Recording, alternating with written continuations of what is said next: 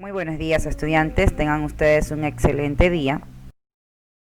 El tema de hoy es conversaciones intergeneracionales y nuestro objetivo es valorar el contenido explícito de dos o más textos orales, identificando contradicciones, ambigüedades, falacias, distorsiones, desviaciones en el discurso y reflexionar sobre los efectos de los estereotipos y prejuicios en la comunicación.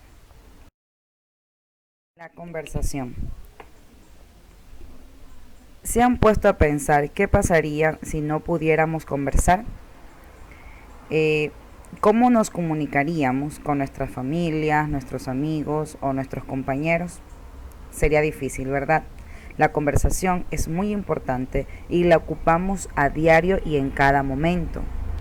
La conversación es la acción y efecto de hablar una o más personas con otra u otras.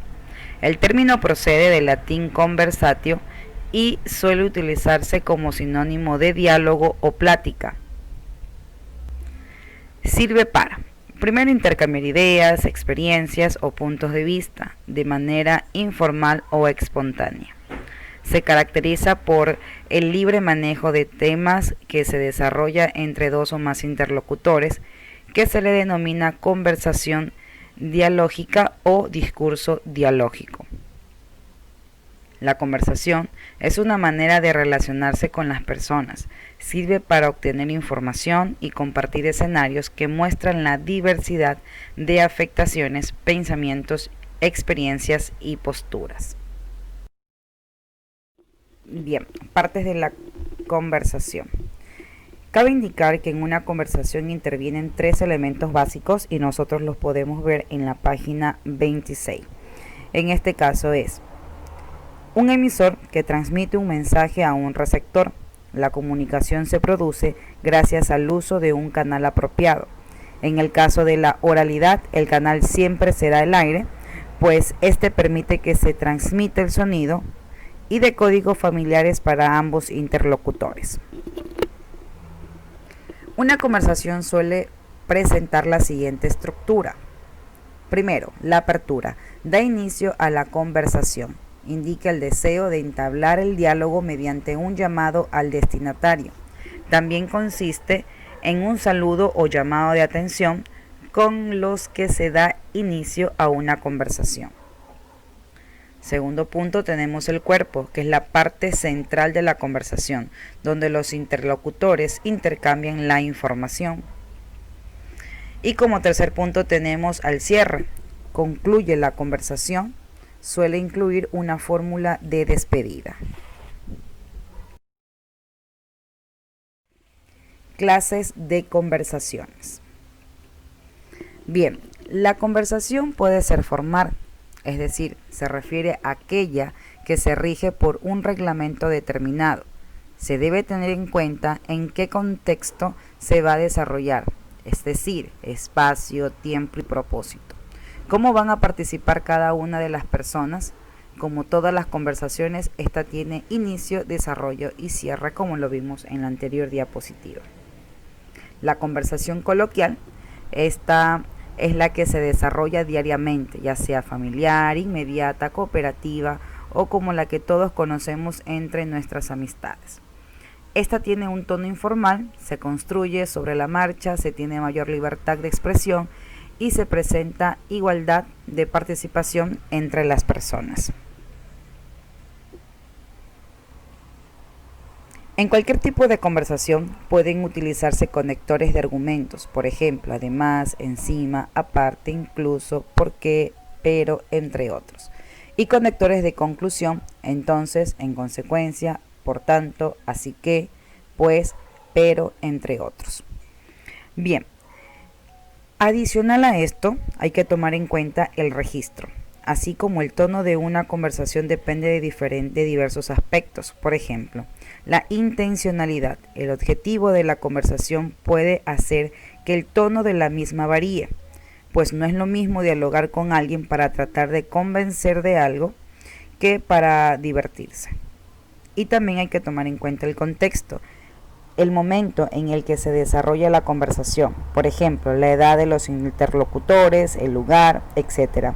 Son elementos que determinan si es mejor usar un tono familiar como un registro informal o entablar una comunicación más formal. Bien, les presento en este caso un mapa conceptual que es un resumen de todo lo que hemos visto. Se preguntarán por qué dice diálogo. Ok, ustedes recuerden que la conversación como tal tiene como sinónimo la palabra diálogo, que es el intercambio de información que tiene lugar entre dos o más personas que se comunican directamente entre sí. Pero antes de seguir analizando este cuadro sinóptico o mapa conceptual, vamos a analizar las características de la conversación. Primero, es espontánea, es decir, que no requiere ser preparada con anticipación. Segundo, no se restringe a un tema determinado. Tercero, aunque no demande de un orden preestablecido, es importante que se dé cabida a las intervenciones de ambos interlocutores. Esto implica respetar el orden en el uso de la palabra. Y en este caso, como cuarto punto, de este tipo de comunicación oral se derivan otras más formales como los conversatorios, los debates y las entrevistas. Básicamente lo que decimos es que en la conversación hay dos tipos de diálogos, el espontáneo y el planificado. Como nosotros ya lo habíamos estudiado anteriormente, veíamos la comunicación formal y la coloquial, ¿verdad? En este caso, la coloquial es una conversación espontánea. Es un diálogo en el que dos o más personas intervienen alternativamente sin seguir un plan previo y consta de tres partes, como ya lo habíamos analizado en otras diapositivas, que era la apertura, el cierre y el cuerpo. Ahora, en una conversación más formal, es decir, planificado, vamos a encontrar al debate y a la entrevista, también a ciertos conversatorios, pero vamos a analizar el debate, que es una discusión ordenada sobre un tema en específico. Inicia el debate, regula y ordena los turnos de la palabra de la persona que desea intervenir. Hay un cierre y se resumen las conclusiones. Por lo general, el entrevistador es quien se encarga de planear las preguntas para llevar un orden en esta actividad. Y también tenemos a la entrevista, que es un diálogo entre dos personas en el que una de ellas propone una serie de preguntas.